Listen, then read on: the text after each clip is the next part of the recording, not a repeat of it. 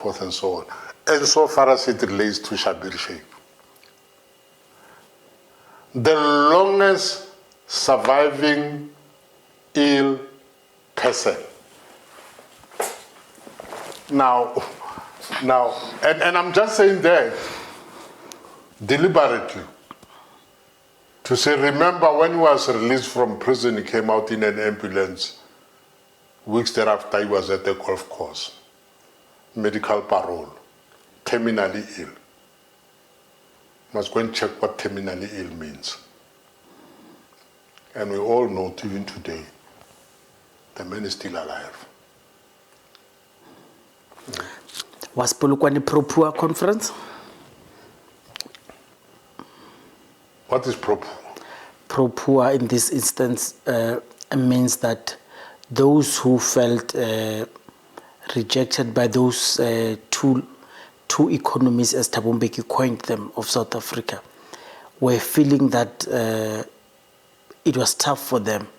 The GER, the ASGISA, the GIPSA, all the macroeconomic policies advanced by Thabo Mbeki, Tito Mboweni, nothing has changed, and Trevor Manuel did not help them. And so with the SACP and COSATU, they said they want a candidate who's pro-poor, and Jacob Zuma was labeled as that.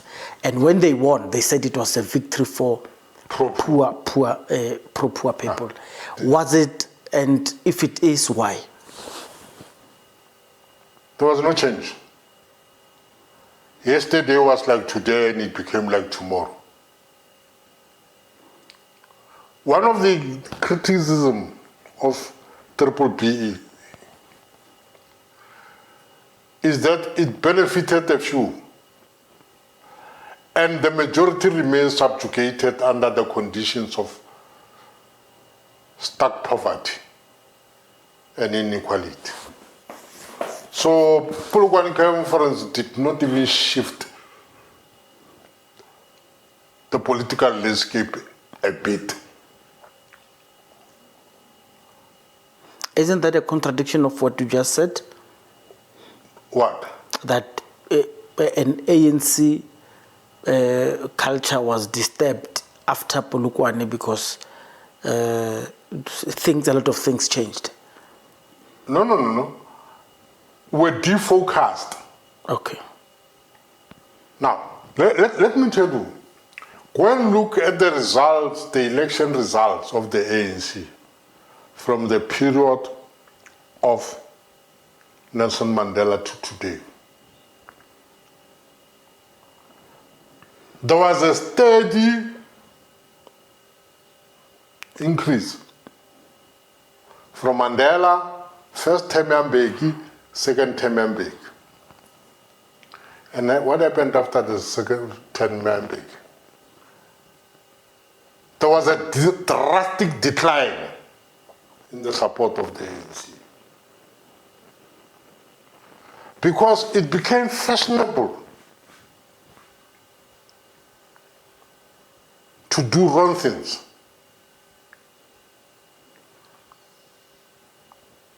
The asbestos scandal, they all came after that.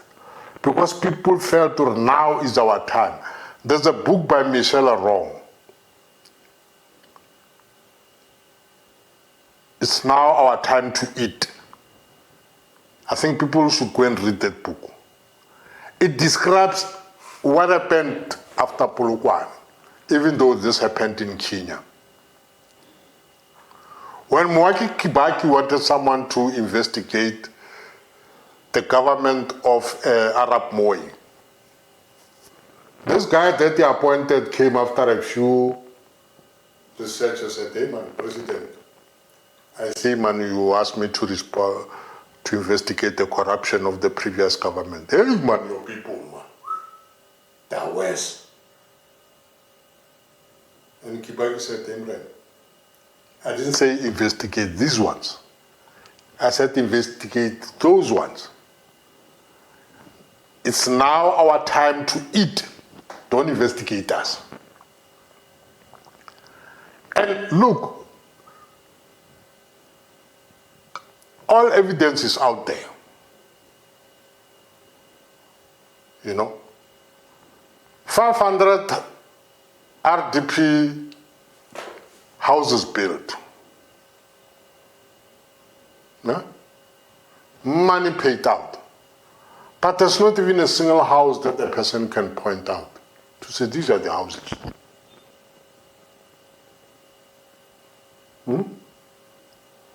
And all these things happened after Polokwane.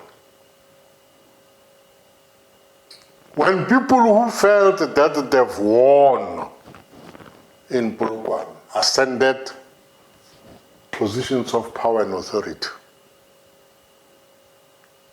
is that pro-poor? No, the poor were subjugated to more poverty and inequality. So I wish a time will come where, when we emerge out of a conference, the agenda is to ensure that we improve social justice. But for now, we don't.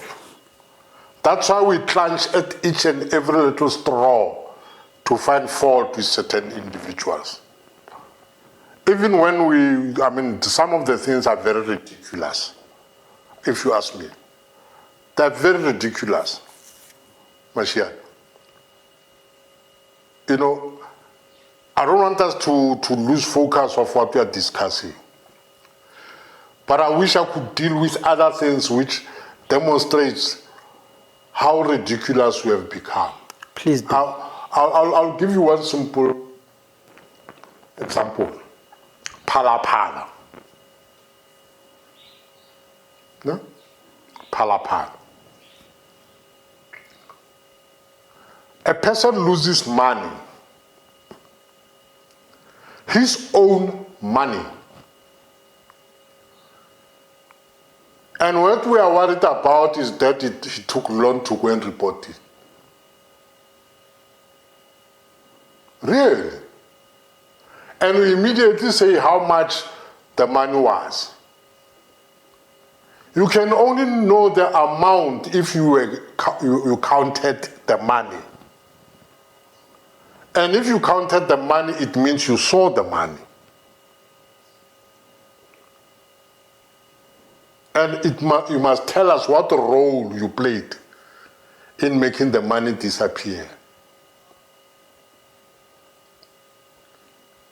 And you look at the person alleging these things,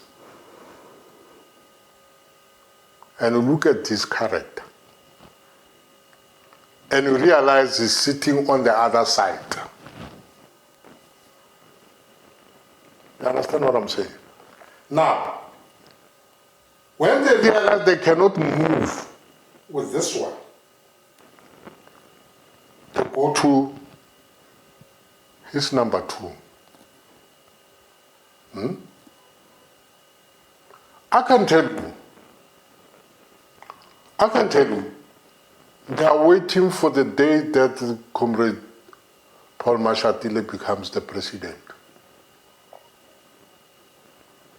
They will tell you about something that happened in 1901, before maybe even his parents were born.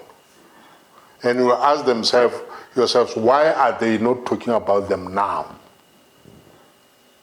They will tell you about how the formation of NUM was an Oppenheimer project. Really? NUM was an Oppenheimer project. Yeah? Because now what we do is that we bring everything. You know, there's a clip that I once saw by Johan Rupert. And he was saying something like, hey, I want to thank Julius Malema. People didn't even know that I exist. And Malema started talking about me. They now know me.